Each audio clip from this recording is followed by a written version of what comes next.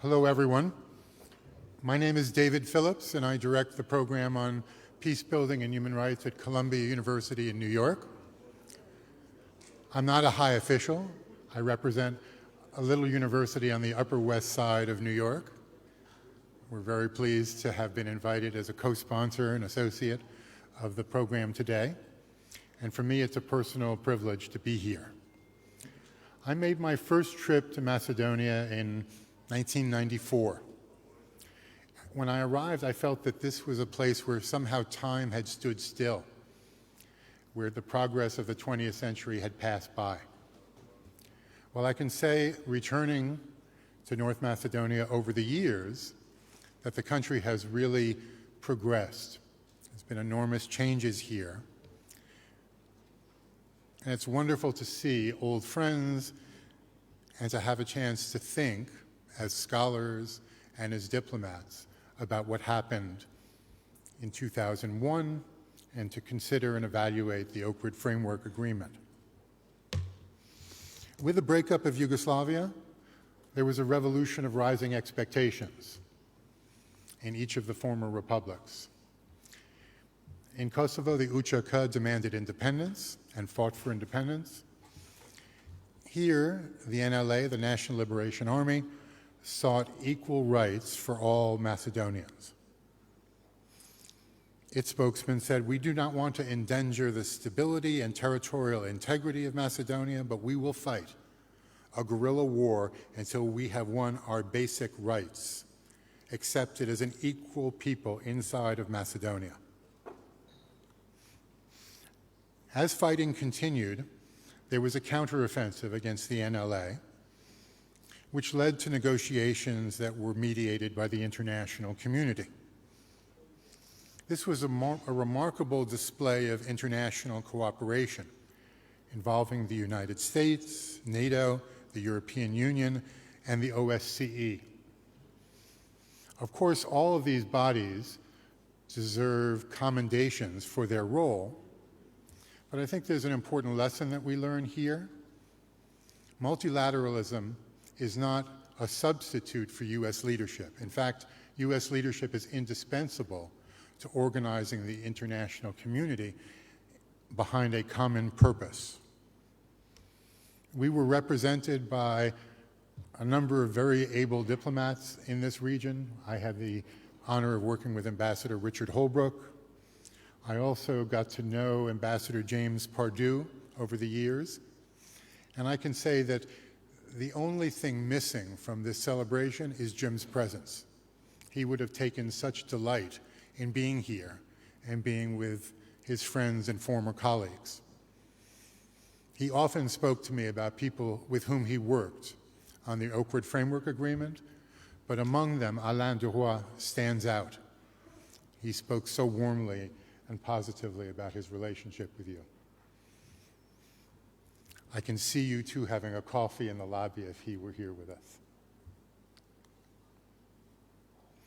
The events in Macedonia demonstrated an important principle of conflict resolution. Armed conflict is often a part of a political strategy aimed at creating conditions for political negotiations and garnering support from the international community. Just like Nelson Mandela and the African National Congress Point of the Spear launched an armed struggle to precipitate negotiations with the government of South Africa to end apartheid, the NLA sought a political solution to inequality of ethnic Albanian citizens of Macedonia. We've heard different variations of the theme, but there were four thematic pillars that really defined the negotiations. They sought to promote democracy and human rights, to address cultural issues and inequality, to strengthen proportional ethnic representation in public administration and the security forces, and the decentralization of local governance. These four principles found practical expression through 15 constitutional amendments that were adopted by Macedonia's parliament on November 16 of 2001. To summarize those 15 amendments, they upgraded the position of Albanians in Macedonia, designating them as a nation rather than as a minority. They addressed thorny issues like language, non-discrimination, and equality, symbols of national identity, culture and education, the justice system, competencies of local government.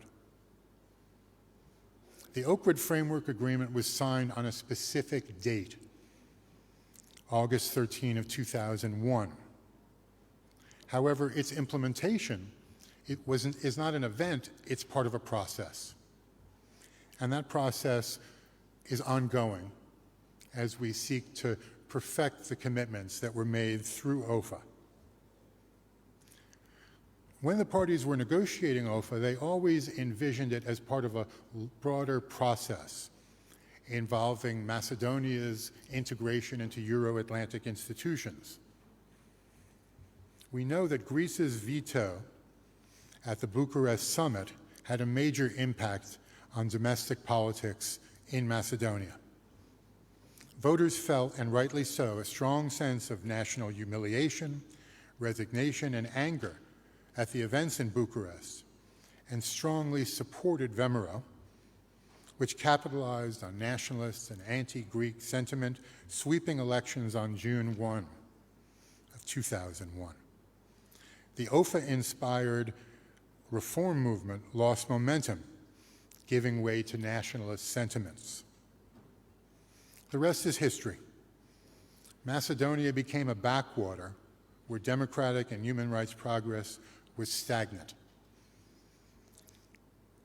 That condition continued until Greece and Macedonia signed the Prespa Agreement on June 12th of 2018, whereby Macedonia was renamed the Republic of North Macedonia and Greece agreed to normalize relations. Columbia University was supported by the Norwegian government to play a small but helpful role facilitating contact, communication, and cooperation between Greek and Macedonian civil society, as well as between local government officials and the ombudsman from both countries. There were literally hundreds of people involved in these working groups.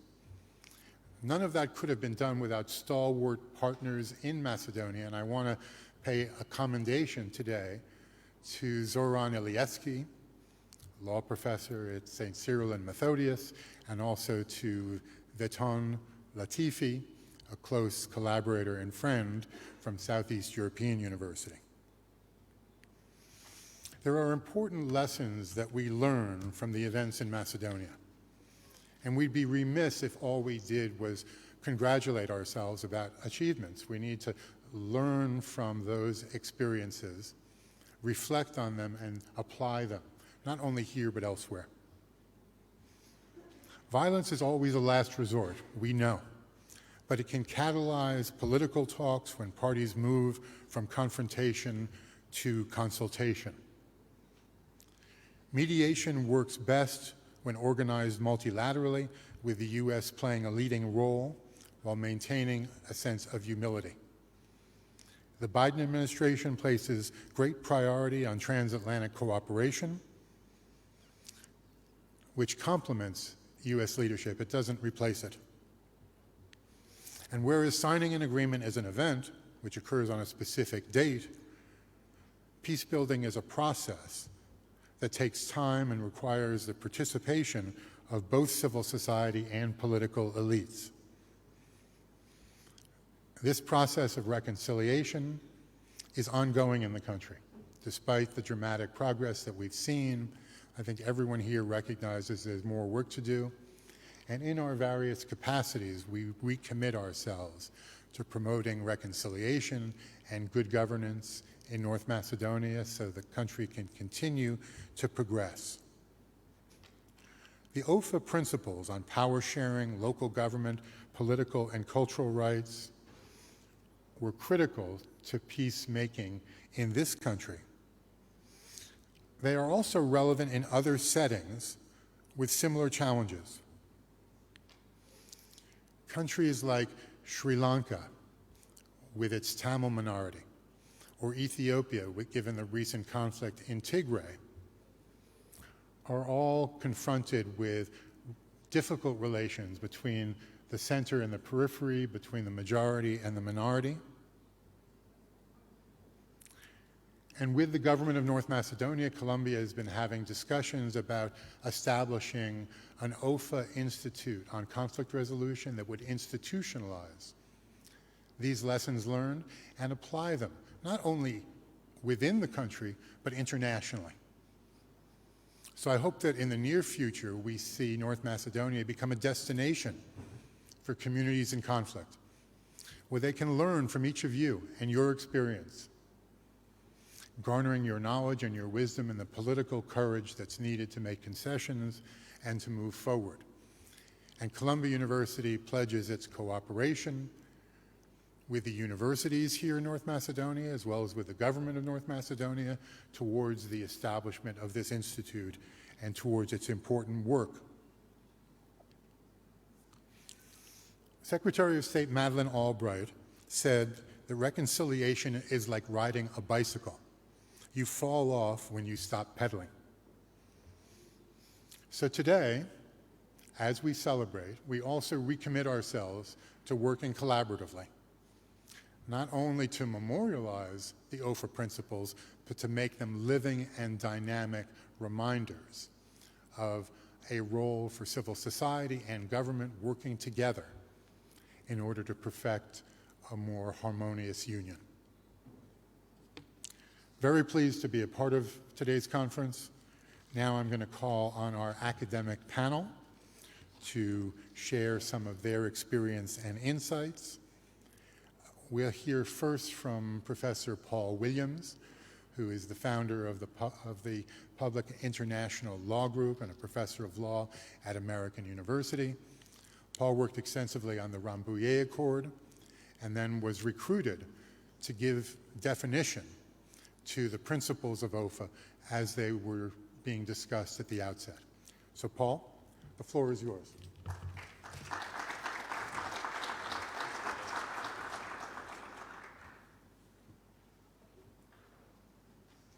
I wanted to begin my presentation today by saying thank you. I wanted to thank you for the honor and the privilege to be here today to celebrate 20 years of success. There's a lot of hard work that's gone into these last 20 years. There's a lot of hard work to come. But today is a day to celebrate. The Ohrid Agreement and its implementation has been a phenomenal accomplishment by the people of Macedonia. I also wanted to thank you for the last 30 years of friendship between Macedonia, the people of Macedonia, and myself. And I wanted to thank you for Ohrid Beyond Macedonia. I've changed the title a little bit because what I want to talk about in a few moments is the impact that the Ohrid Accords are having beyond Macedonia, in the Sudan peace negotiations, in the South Sudan negotiations, in the Yemen, the Syria, the Libya negotiations. Ohrid is present and having a positive impact. I wanted to start, though, with a little bit of reminiscing, because, I'm not old yet, but I am getting there, so I want to reminisce a little bit and use a minute or two. I first became friends with Macedonia when I was a young lawyer at the Department of State, and Yugoslavia was dissolving, and there were questions of recognition of Macedonia, diplomatic relations with Macedonia, the Bodenter Commission report. And I remember in those meetings inside the State Department, the conversation was, Slovenia, Macedonia, we're good. Let's worry about Croatia. Let's worry about Bosnia. Let's worry about what we're doing on Serbia. From the very early days, there was this notion that Macedonia was going to be a success. That vision was reaffirmed in 1995 when I had the pleasure to work with President Gligorov on the question of the name, the flag, the currency, the relations with Greece.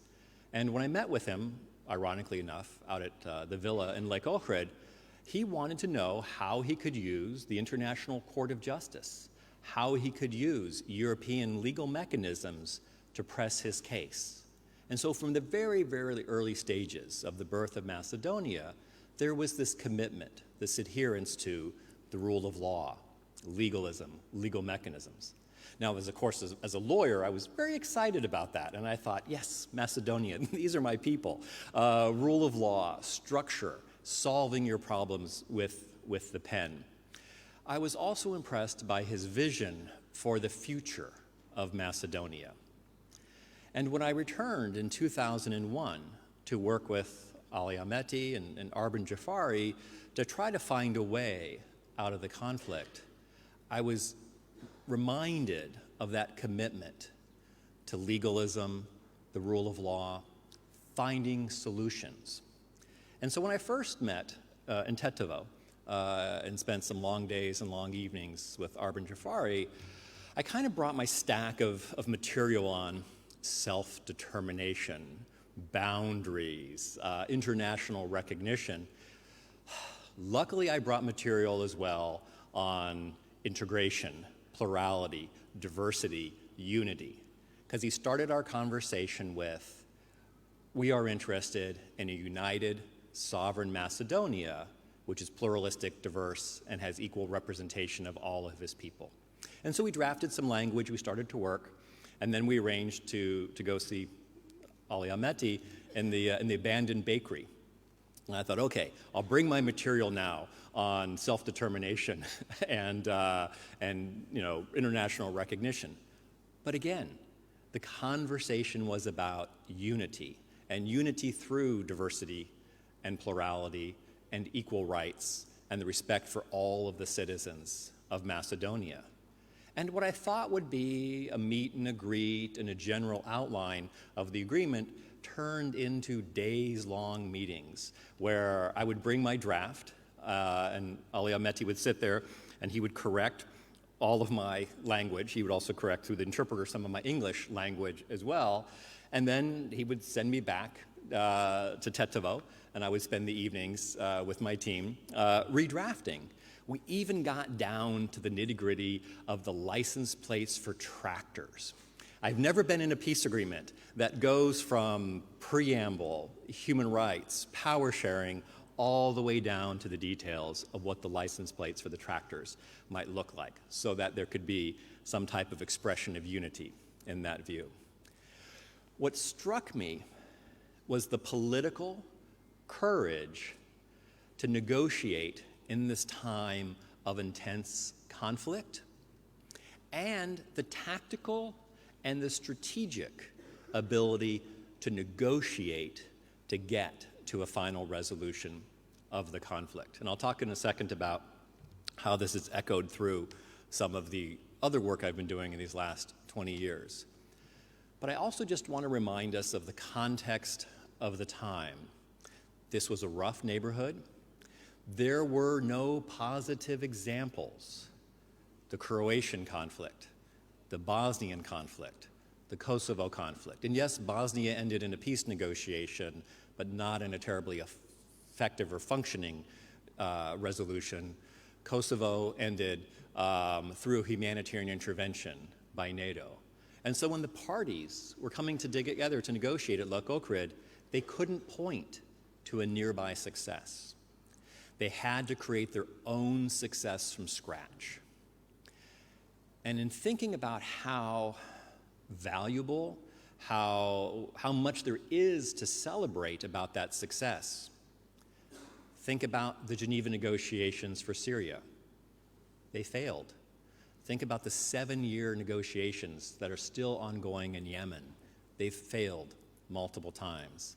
Think about the success that could have been Libya. It's not a success. It's a failed peace process. Making peace is not easy. Similarly, winning wars is not easy. Sri Lanka took the approach that some areas in Macedonia were advocating. Let's just use force and settle it that way. Sri Lanka used force and settled their conflict. They are haunted by the ghosts of the atrocity crimes that were committed by the forces of Sri Lanka. Sri Lanka, for the coming decades, will be haunted and stigmatized by the way in which it won that conflict. These last couple of months, Ethiopia has decided to use force to solve its issue with the Tigray. Ethiopia is going to be haunted for decades to come by that. So the way in which Ohrid has operated beyond Macedonia is when I've been in various negotiations, most recently a years-long negotiation in Sudan, I'm constantly talking about the Ohrid model. Not only the political courage of those that were participating in the negotiations to actually get to yes, but the political courage of those in the negotiations to identify a position for a unified, united, pluralistic society. Most of my clients, quite frankly, want some other outcome. Those seldom work.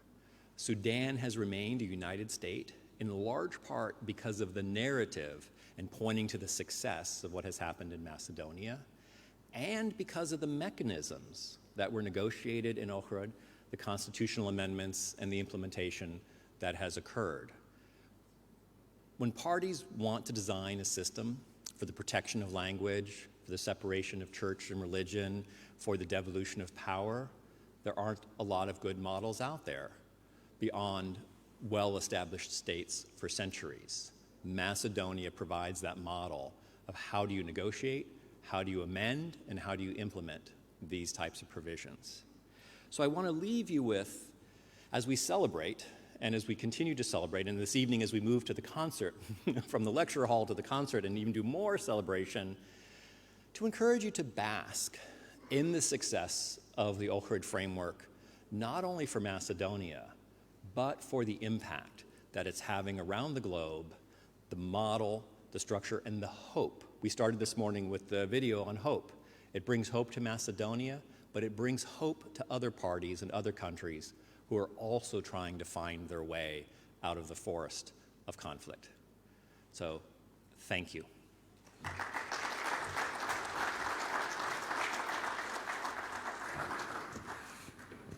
So Paul has reminded us that self-determination denied can lead to conflict, violent conflict. When the aspirations of minorities are addressed legally and constitutionally, there's a path forward that restores social harmony and can bring society together. Paul, we hope that when delegations from Ethiopia and Sri Lanka come to Oakwood to learn from North Macedonia's experience, that you join them and that you can share your wisdom over the years. To share additional wisdom, we now hear from Brenda Pearson, who knows Macedonia well over decades, who's cooperated extensively working on civil society strengthening and independent media. Very pleased to have you here. If you wish to speak from your chair, you can, as you wish. Make it a little easier for me, thank you. It is such a pleasure to be back and see so many friends and colleagues from the early days. I thought that I would like to just start off by congratulating everyone on the 30th anniversary of Macedonia as a sovereign state. We've talked a lot about 20-year anniversary of Ohrid, but this is also the 30th year anniversary of Macedonia.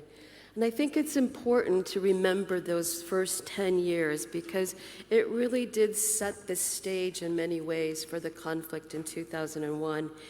And those first 10 years were really focused on the security of Macedonia in relation with its neighbors, the Greek, the Serbian embargo. It was focused on relationships with Bulgaria. It was focused on the unknown question of Kosovo's future. So this period of time from 1991 to 2001, I think is important, and not just because I've written books about it, but it is important to recall that. And so during that period of time, I came here in the mid-90s with the U.S. Agency for International Development to open up the first office for the National Democratic Institute, focusing on the development of civil society and supporting political parties and strengthening the basic tenets of governance and democratic institutions. So how do you go about developing and supporting a civil society in a country that doesn't have a history of civil society. So what we had done is we looked at the models, and when I say we, the international community at that time was really the Americans in the OSCE office. Half of us met in the USAID office, and the other half met in the OSCE office. And so what we looked at were the models of what was happening in the Philippines with people power, in Hungary, in Poland with the Solidarity movement, in Serbia, beginnings of democratic transition. And how could you develop this common vision for Macedonia that was ethnically and religiously divided in many ways? And so we took the 900 volunteers that had volunteered to monitor the 1994 elections. And we started with that list, and I met with 900 people that were election volunteers, drove from Skopje, Tetovo, down to Kičevo, Struga, Bitola, Resen, Strumica, Gevgelija, Štip, and then made the whole circle, Kriva Polanka and Kumanovo, talking to people about what their vision for Macedonia's future was. And it was quite disappointing to learn after 900 meetings that basically there was not a common vision of how Macedonians, Albanians, Vlachs, Romas, and Turks would live together. There was a vision of how a specific community would live in its community, but there really wasn't the same ingredients that we had hoped to find in terms of the cohesion of society. There were a lot of grievances from many sides of the ethnic divide, if you will. But we started to begin a dialogue with people. I brought an old pin that I had brought here about the first civil society organization that we developed in 1994, ZGI. Nobody remembers this because it was a complete failure. We had one National Congress meeting, and it dissolved after the first meeting because we couldn't agree on who would be on the board of directors. And so we went back to USAID and to OSCE, and I said, well, I don't think this idea is working out so well. I think we're going to have to start a little bit more modestly than creating and supporting a national civil society organization comprised of all interethnic and religious groups.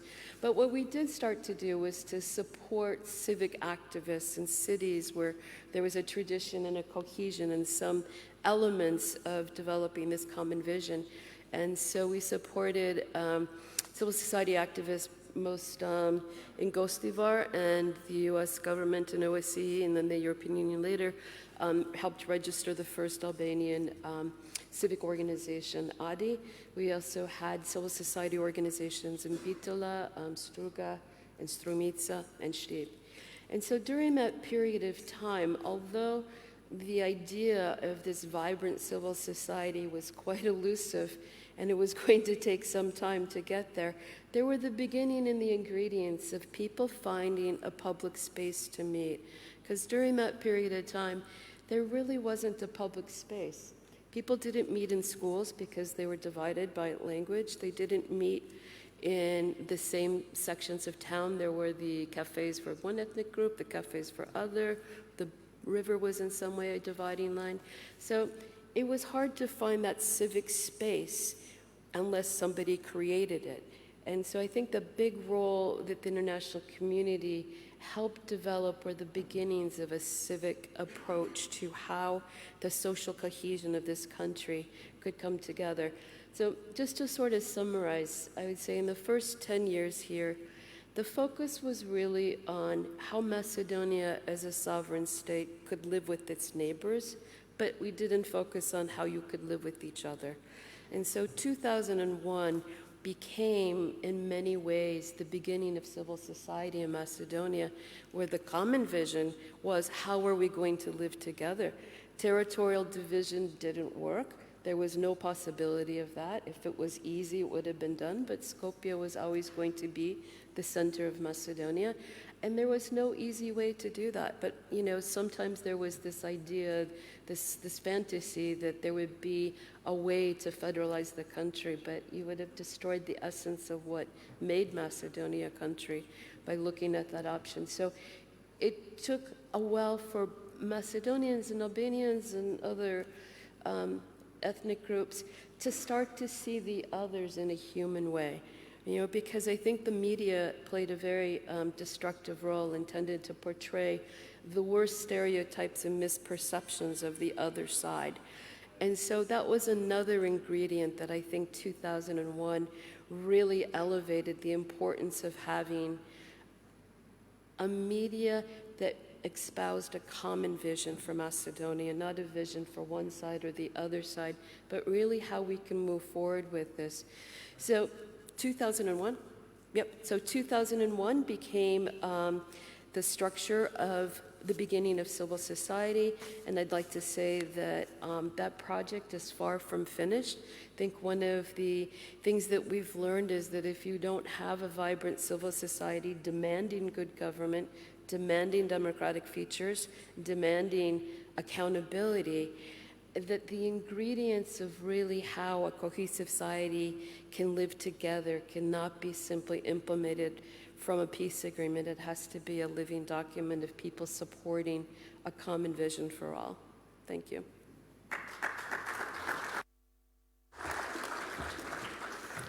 Brenda, it looks like you brought your fan club with you.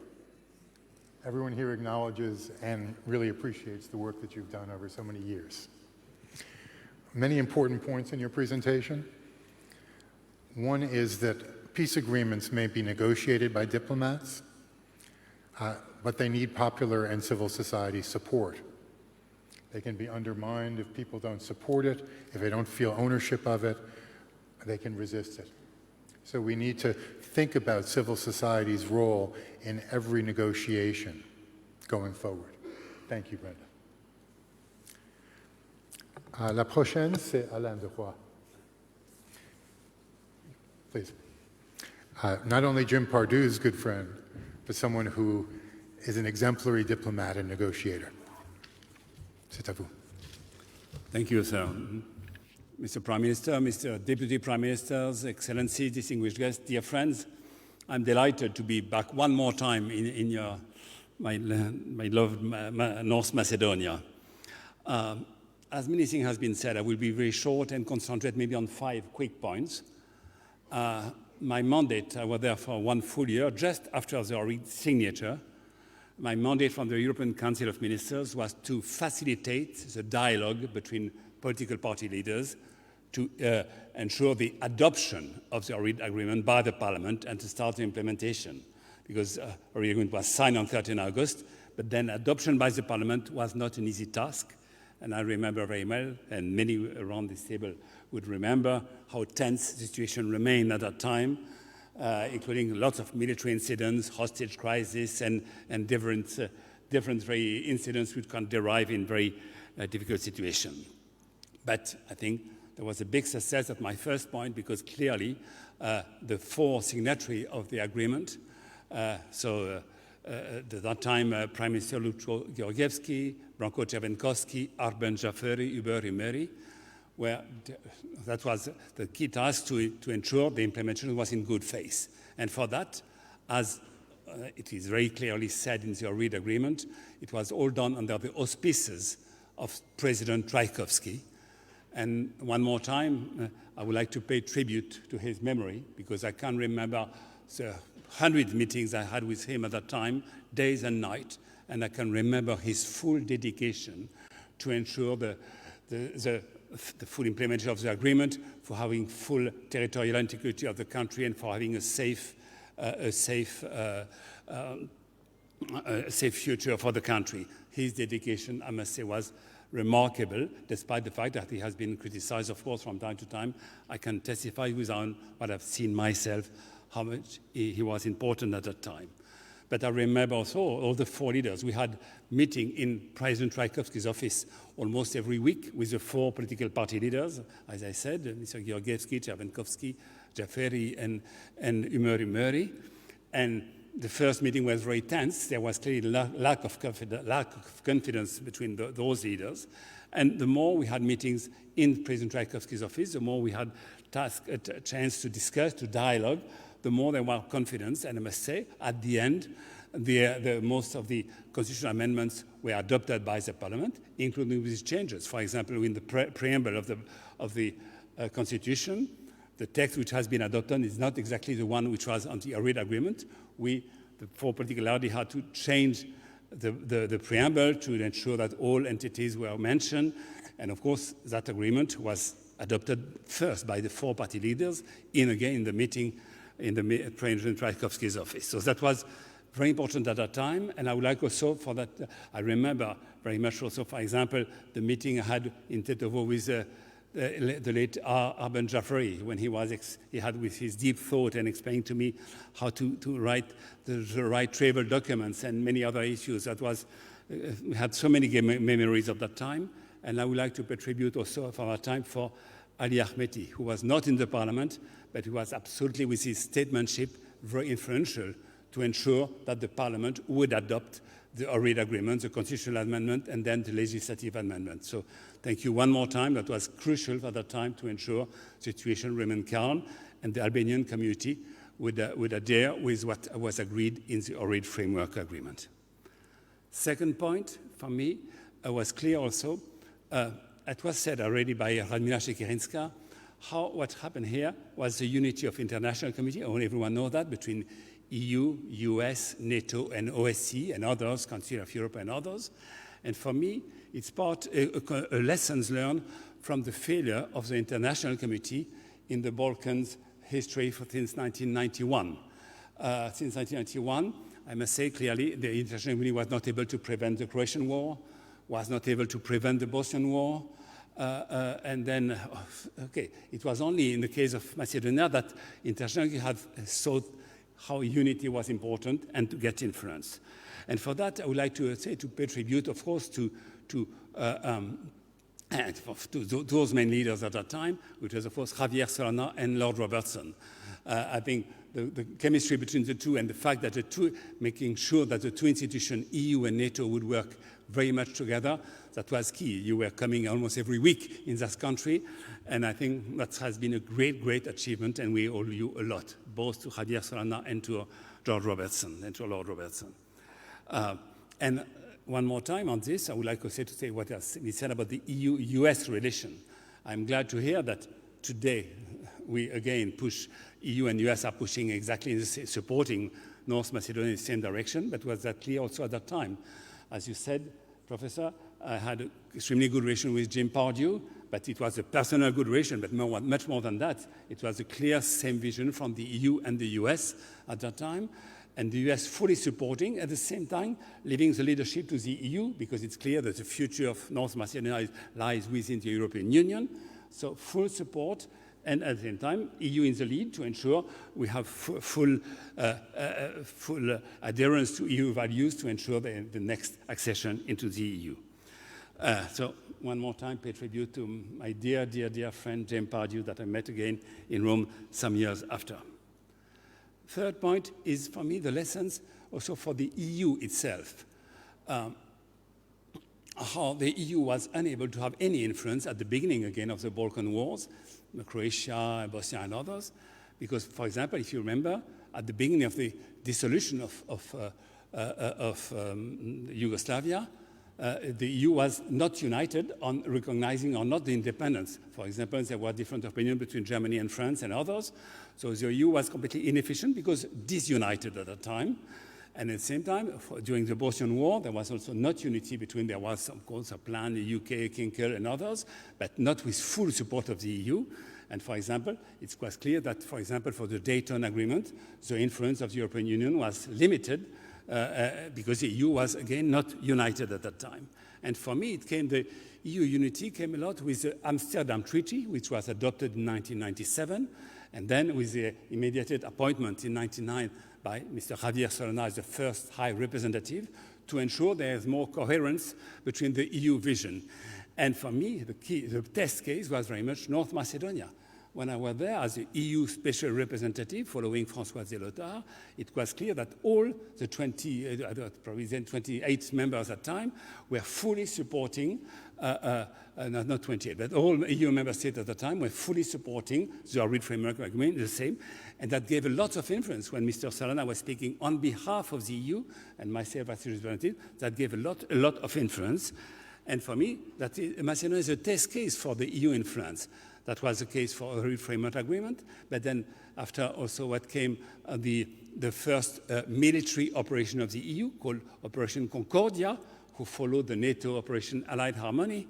And I remember trying to explain to President Trzaskowski the complication of our system, so-called, for example, the Berlin Plus agreement between NATO and the EU, trying to say, because that was useful for Concordia, but that was the first military operation of the EU, very important. And then the next one, the police operation called Proxima, another, I think. Both were very important and successful.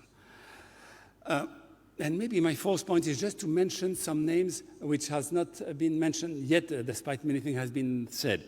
First, about Macedonian names, I would like to refer to two other names. One is Dostadimovska, and the other is Stoyanandov.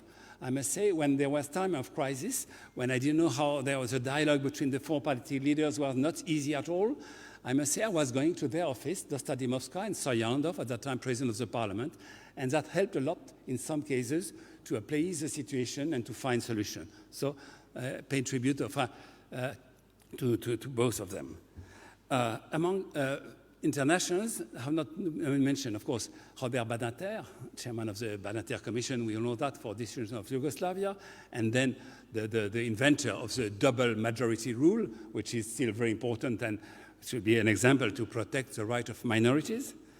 I would like also to mention Chris Patton. Chris Patton, I must say, supported very much Javier Solana, because it was at that time the Commissioner for External Relations, and he helped having the Commission fund and support the implementation of the agreement.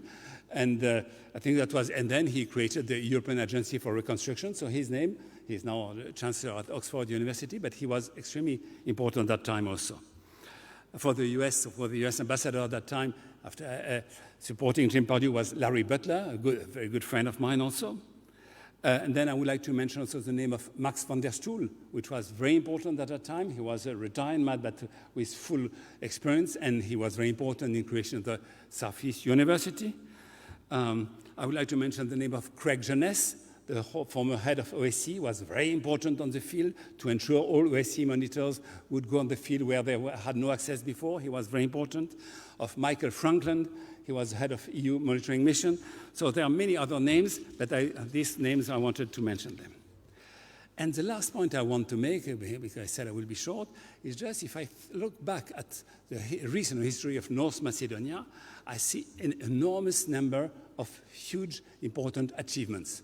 First, 1991, declaration of independence without an armed conflict compared to other countries of the region.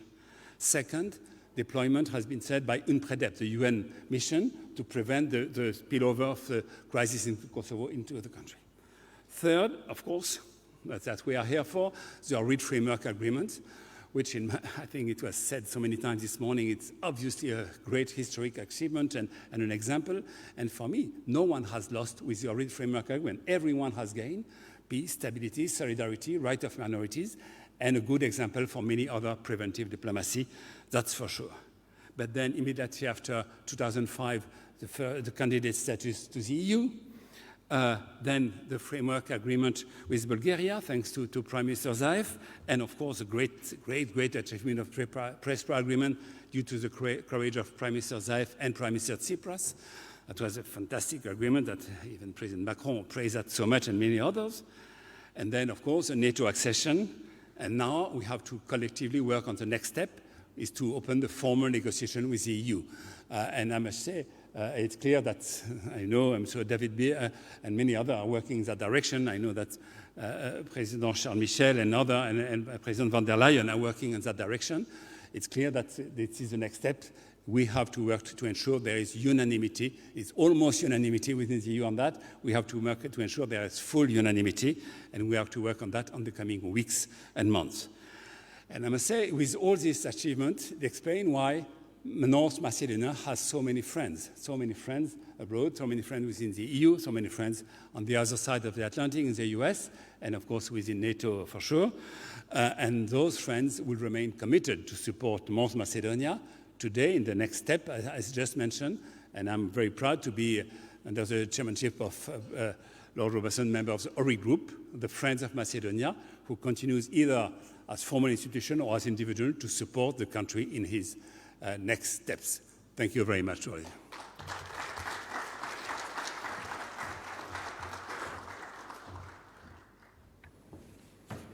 You've given us a very important reminder about preventive diplomacy. The costs of intervention, of reconstruction and humanitarian assistance are so much greater after the outbreak of violent conflict. And your remarks dovetail nicely with what we heard earlier from Peter Fife. Early warning systems are critical, so they need to be strengthened. But early warning without political vision and leadership can't prevent the escalation of violent conflict.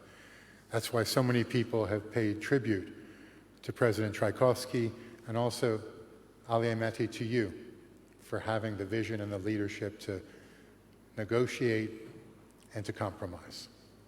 So, Monsieur Duroy, thank you so much. We're next going to hear from, let me get my glasses. We'll next hear from Robert Serry, who will speak further about the importance of security arrangements as part of an overall peace process. Pastor Serry. Thank you.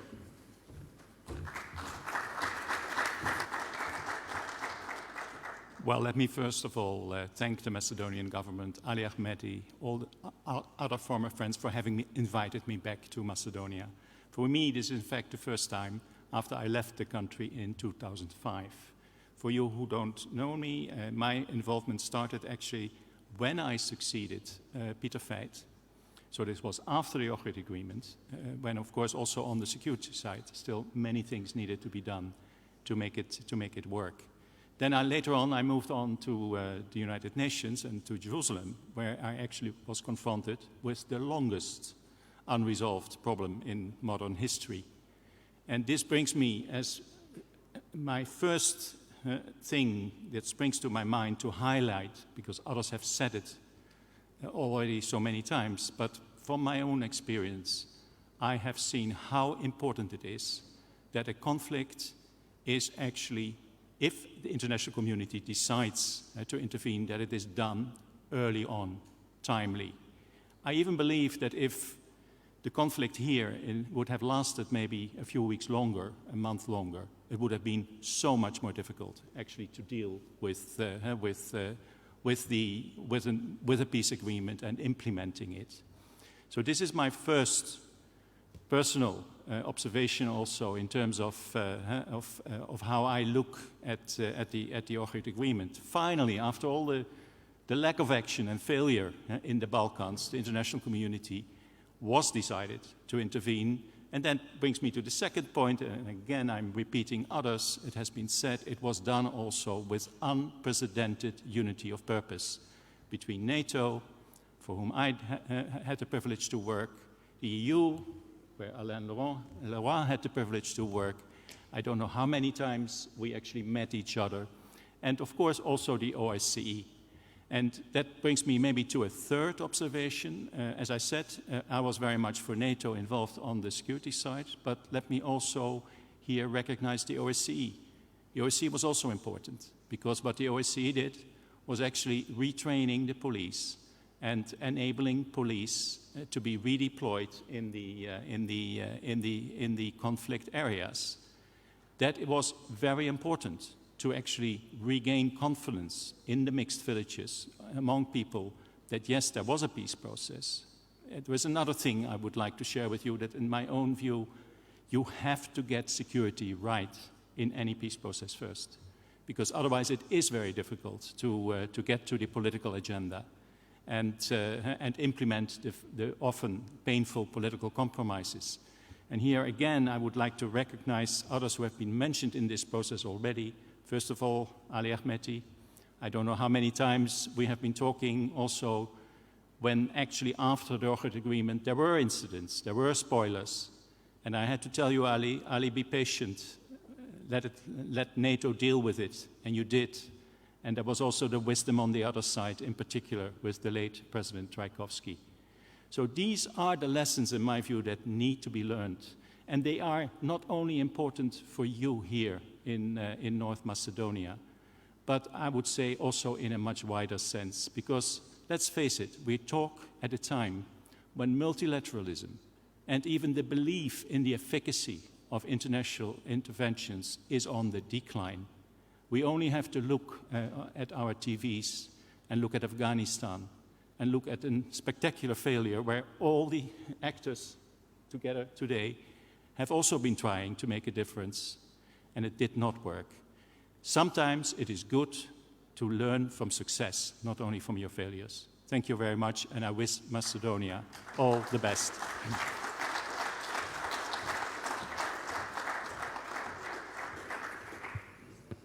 So violent conflict doesn't always end when there's a peace agreement. We need to take steps to consolidate the agreement. And democratization and economic development are the twin pillars of sustainable peace. So thank you for reminding us about the continuum of conflict management and the importance of engaging not just political elites, but civil society at every phase. So thank you. We'll next hear from David Slynn, who will speak further about the importance of security at different stages of conflict escalation and management.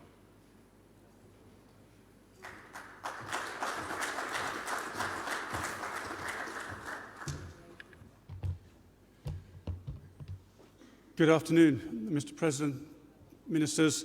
It's an honor and a privilege to be invited back to now North Macedonia to attend this event. This is described as an academics panel. I have to say, I think it's the first time in my career I've ever been described as an academic, because anybody who knows me knows that I'm much more a practitioner, a field practitioner. And it's through that lens that I want to make a few, my modest and brief remarks today, and specifically about the impact in the field of the joined-upness of the international community in their approach to this particular conflict in 2001. The receipt of the invitation to come here triggered lots of nostalgia memories. My friend Fatmir, now mayor of Kicevo, has shown me this morning a photograph taken in Šipkovica in June 2001. And that very same photo is one that I have in my album at home that I took out a few days ago to remind myself of a few of the memories of that tumultuous year. But one of the things I can't remember is where I was on the 13th of August 2001. I certainly wasn't in Ohrid. It's more likely that I was in a village somewhere near Tetovo or Kumanovo. And that's where I was, spent a lot of time through the spring, summer, fall, and early winter of 2001, 2002, talking to the communities whose lives were so affected by the crisis and whose future was threatened by the prospect of the further deterioration that would almost certainly have resulted had Ohrid not happened. Those people in all communities were angry, skeptical, and frightened. That anger, that skepticism, and that fear were justified. They kept quoting to us previous problems in the region and asking us why Macedonia was going to be different. They weren't convinced it was going to work, that it would deliver a practical improvement to their lives and futures. But thankfully for those people, it did. The difference was the strategic joined-upness of the international community. How did that affect me in the field? Well, it made a big difference because it allowed me to approach conversations with all communities, knowing there was a plan, and that plan had strategic buy-in from the leadership of the EU, NATO, and the US. Unlike in some other pre-current and post-conflict situations where I worked, in some of those cases, in most cases, the message I was conveying to the communities was vague. I was asking them to trust us, and sometimes I wasn't quite convinced myself about the message, so why should I expect them to believe me? But here, I was able to explain the plan, how it is designed to work, and what the practical impact would be for them. And as we know, it worked. Ohrid was signed, the mood changed, the mood in the communities, even the mixed villages around Tetovo, Kumanovo. Tensions were eased. Neighbors from different communities started to talk to each other again. There was a way forward. Of course, massive challenges remained. Massive challenges remain today, we know that. But the way that Ohrid was structured, a short time limit military involvement with a specific objective, creating that positive environment for the political agenda, gave the people of this country the opportunity to chart a better future for themselves. People are taking that chance, crucially with the help and support of the international community, North Macedonia's many friends throughout the world, and in the various institutions. And it is a pleasure for me to follow that journey, albeit now from a bit of a distance. That journey undertaken by many of the colleagues that I had the pleasure of working with in 2001, obviously in different roles, in different guises at that time, including with you, Mr. President. Ohrid, the road leading up to it, and the road leading away from it, was a brave experiment in international relations and conflict resolution. Wider international events, 9/11 happened just after Ohrid was signed, we have to remember, has meant that Ohrid probably hasn't got the popular international recognition and acclaim that it deserves. But what is most important is that Ohrid has created a better framework for the people of now North Macedonia. Not perfect, others have made that point earlier this morning, but it means a lot to the people, my friends in Tiace, Leshok and Shipkovica, where I spent so much of my time in 2001 and where I'm going to visit this weekend to see how those people in the various communities have fared since Ohrid. But certainly those I have stayed in contact with seem reasonably content about progress thus far and confident about the future. And that for me is Ohrid and beyond. Thank you.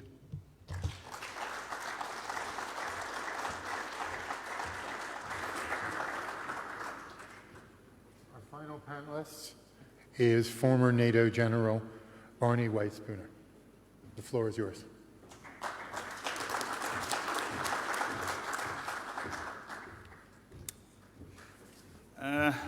Prime Minister, Ministers, Your Excellencies, I'm the last thing that stands between you and your lunch, so I will be quite brief. I was the NATO military commander, and it's wonderful to remember back to 2001, and my participation, NATO's participation in that mission, must be one of the most worthwhile and fulfilling things I've done personally. And I also would hazard it's one of the most successful and fulfilling things that NATO has done as an alliance. It wasn't an easy time. It was challenging. A lot of people didn't think it would work. I have to say there were people who thought who wished it wouldn't work.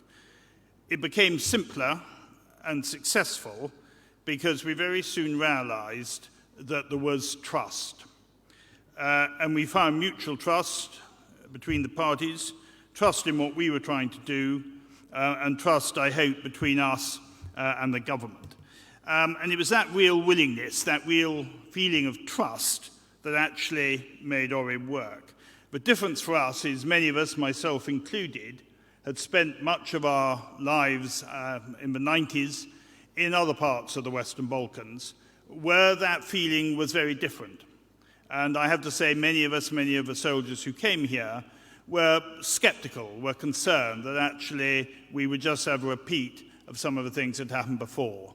But it was that spirit of willingness, that trust between the parties that made Ohrid different. And I have a very fond and happy memories of the leadership of Boris Tchaikovsky and my friend Ali Akhmeti.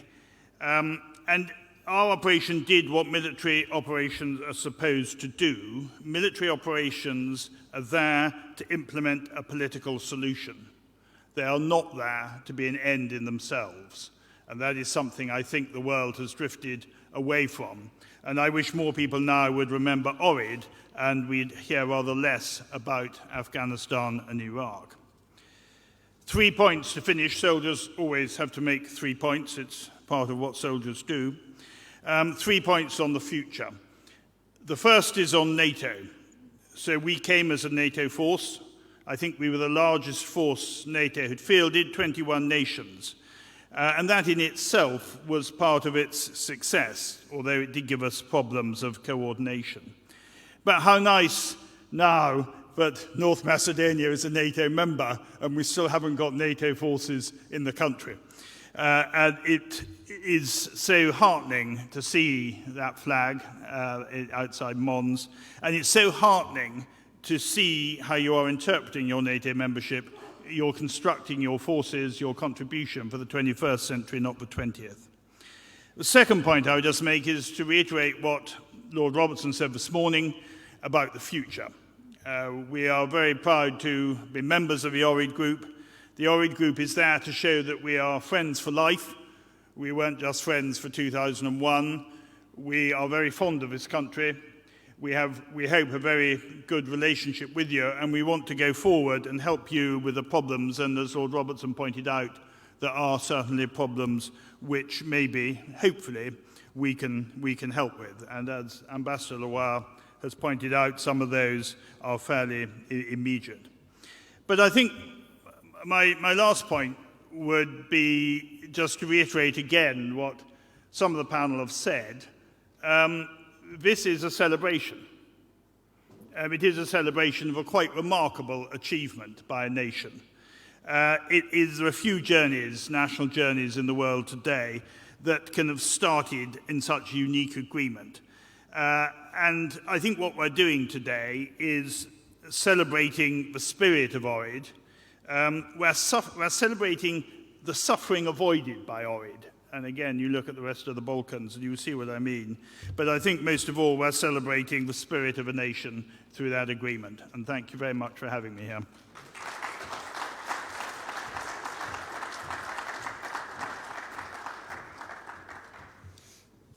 Thank you, General.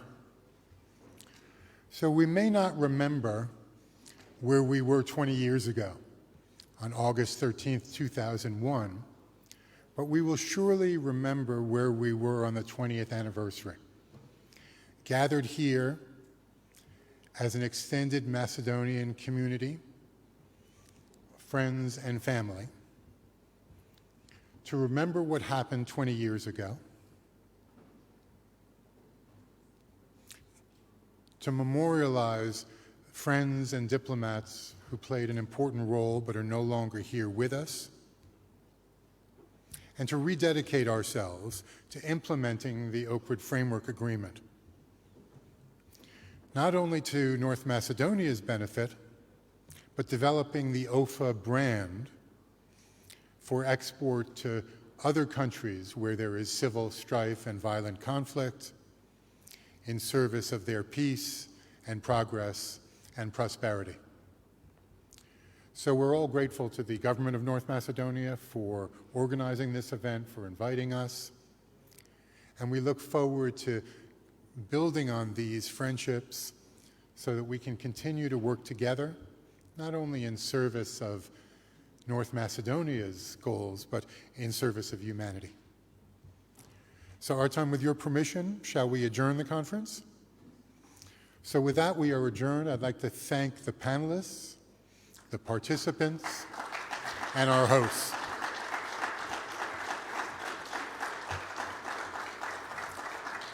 It's been a scintillating day. It would make any Columbia professor proud, and I'm so pleased to have been here and to have been a part of it. So thank you all very much, and good afternoon.